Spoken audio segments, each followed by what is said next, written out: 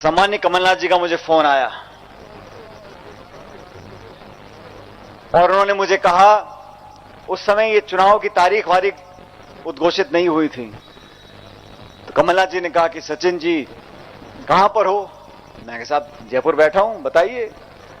तो उन्होंने कहा कि मध्य प्रदेश में लगभग 2 दर्जन सीटों पर उपचुनाव है, तो आप कांग्रेस पार्टी के लिए इन उपचुनाव के प्रचार में आएंगे क्या मध्य प्रदेश? मैंने कहा कमलनाथ जी मैं आऊंगा और डंके की चोट पर आकर यहां पर आप सब लोगों से आवेदन करूंगा कि इस कांग्रेस को मजबूत करने के लिए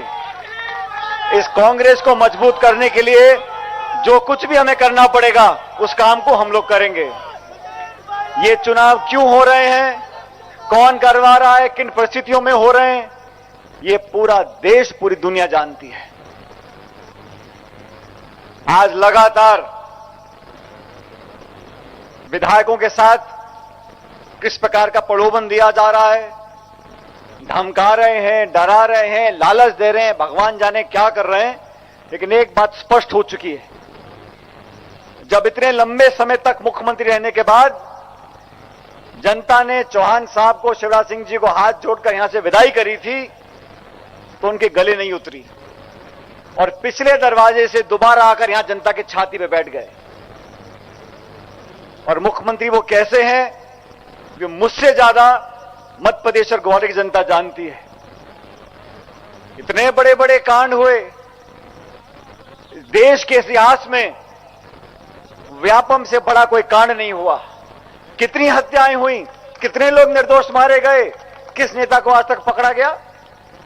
चाहे डंपर का कांड हो, चाहे व्यापम का कांड हो, चाहे बजरी का हो, चाहे रेते का हो, इन सब कांडों की पोथली जब बहुत बड़ी हो गई तो मध्य प्रदेश की जनता ने कहा अब यहां से आप जाइएगा, और कांग्रेस पार्टी का, कमलनाथ जी का शासन मध्य प्रदेश में बना। लेकिन चैन से नहीं बैठे, सरकार को अस्थिर करना, सरकार को गिरा देना। और मैं तो कहता हूं अगर आप में इतनी ताकत थी, अगर आपको अपने ऊपर, अपने कार्यकर्ताओं के ऊपर, अपनी पार्टी के ऊपर, अपनी विचारधारा के ऊपर इतना विश्वास था, एक बार आप जरा विधानसभा भंग करके देख लो और चुनाव लड़वा लो, पूरा पता पड़ जाएगा 2/3 बहुमत के साथ कांग्रेस जीत कर आएगी। वो हिम्मत नहीं है।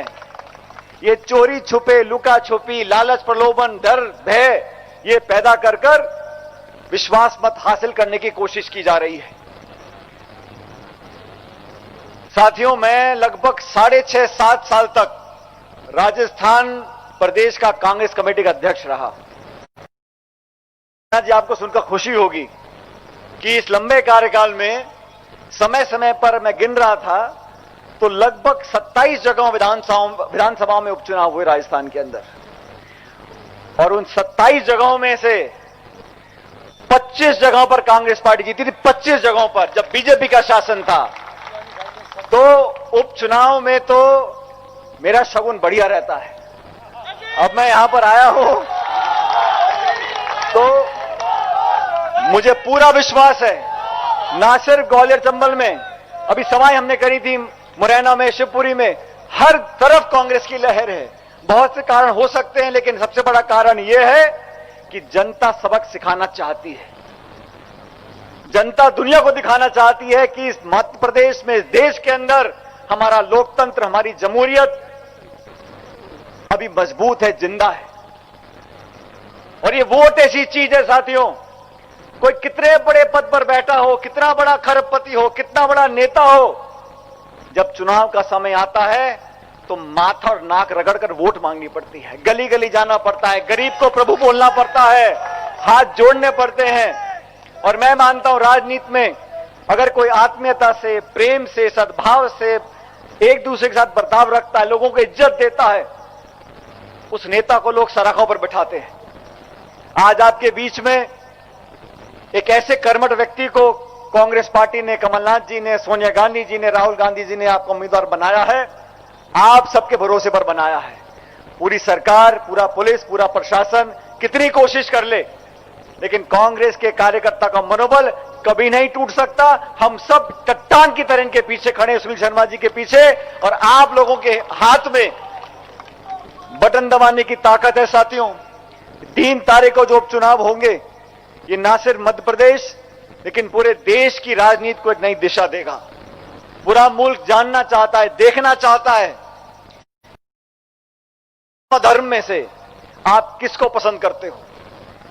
36 कौम के लोगों से आग्रह करना चाहता हूं, ये जात पात धर्म बिरादरी गोत्र से परे हटकर उन लोगों को वोट दो जो आपके सच्चे भाव से सेवा करना चाहते हैं। कमलनाथ जी इस प्रदेश के मुख्यमंत्री बने, जिस दिन आपने शपथ ली उसी दिन किसानों के कर्जे के लिए आपने फाइल पर दस्तखत किए। ये कांग्रेस पार्टी का वादा था। और ये जो आज मुख्यमंत्री प्रधानमंत्री किसानों की बात करते हैं, चौतरफा मार किसान पे पड़ रही है। वादा किया था किसान की आमदनी दुगनी करेंगे, आज किसान को कुचलने का काम कर रहे हैं। नए नए कानून बना रहे हैं, दिल्ली में संसद में बहुमत के आधार पर कानून पारित कर रहे हैं। किसान जो दबा है, वैसे कोरोना काल में अर्थव्यवस्था चौपड़ हो गई है, लेकिन ना विकास की बात करनी, ना किसान की बात करनी, ना नौजवान की बात करनी, ना रोजगार की बात करनी। सिर्फ बांटो और राज करो, धर्म की राजनीति करो, लोगों को गुमराह करो, कभी मंदिर की बात करो, कभी मस्जिद की बात करो। और मैं चाहता हूं, कांग्रेस पार्टी 125 साल से इस देश प्रदेश को अपने खून पसीने से सींचती आई है। आज आप सब देख चुके हो कौन अपना है कौन पराया है। और मैं पिछले 17, 18, 19 सालों से जहां जहां मुझे पार्टी ने कहा वहां पार्टी के लिए वोट मांगने गया हूं, और अधिकांश जगहों पर मेरा निवेदन जनता ने स्वीकार किया है। तो ग्वालियर के लोगों से कहना चाहता हूं, यहां सुनील शर्मा जी को अपना विधायक बनाकर भेजो, और राजस्थान की तरह मध्य प्रदेश में यहां दोबारा कांग्रेस की सरकार बनेगी। 28 में से 28 सीट कांग्रेस पार्टी जीतेगी, ऐसा मेरा अनुमान है।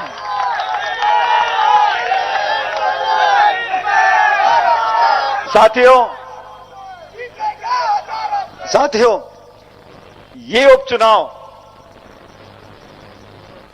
इस बात को रेखांकित करने जा रहा है कि धनबल से, प्रलोभन से लोकतंत्र का गला घोटकर क्या शासन करने दोगे मध्य प्रदेश के लोग? ये बड़ा सवाल आपके बीच में है।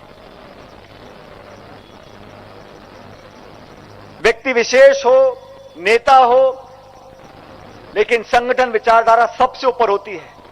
इसलिए आप लोगों के ऊपर बहुत बड़ी जिम्मेदारी है कि 3 तारीख के चुनाव को ये अपना चुनाव आपको मानना है। आज पूरे दिन ग्वालियर संभल में हम लोगों ने सभाएं करी। आचार्य प्रमोद जी ने जो आज यहां जबरदस्त भाषण दिया है, इससे भी लंबा ऊंचा भाषण दिया बाकी जगहों के अंदर।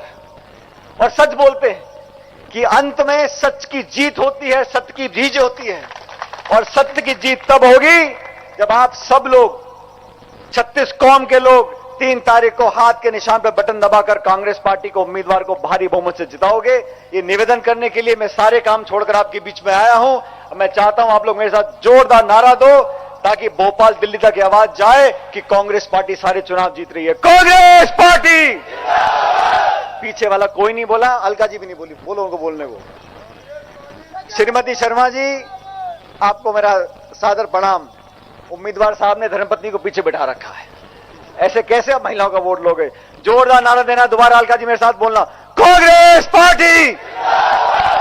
और ऐसा आखिरी नारा आसमान से आवाज चीरती चली जाए ऊपर तक, कांग्रेस पार्टी! बहुत बहुत धन्यवाद। राम राम साहब। बहुत बहुत धन्यवाद सचिन पायलट जी। बस बस शांत हो जाइए, शांत हो जाइए, शांत शांत। हमारे मेरा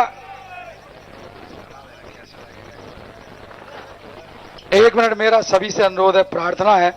अब आप ओमी सब लोग बैठ जाओ, बग्गा जी सब लोग बैठ जाओ प्लीज। अब कमलनाथ जी, आदरणीय कमलनाथ जी,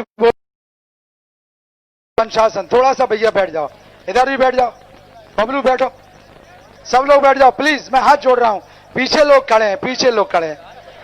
ये मीडिया के साथ जो बैठे भाई लोग बैठे हैं, सब लोग थोड़ा सा पीछे वालों को देख लें प्लीज। मैं हाथ जोड़ रहा हूं सबके, मुझे मालूम है सब में उत्साह है। शांत हो जाइए, 1 मिनट शांत रहिए, शांत रहिए भाई। हमारे बीच में मैं एक छोटी सी 1 मिनट का समय लेता हूं। महाराष्ट्र के मंत्री आदरणीय सुनील केदार जी बैठे, उनका स्वागत है एआईसीसी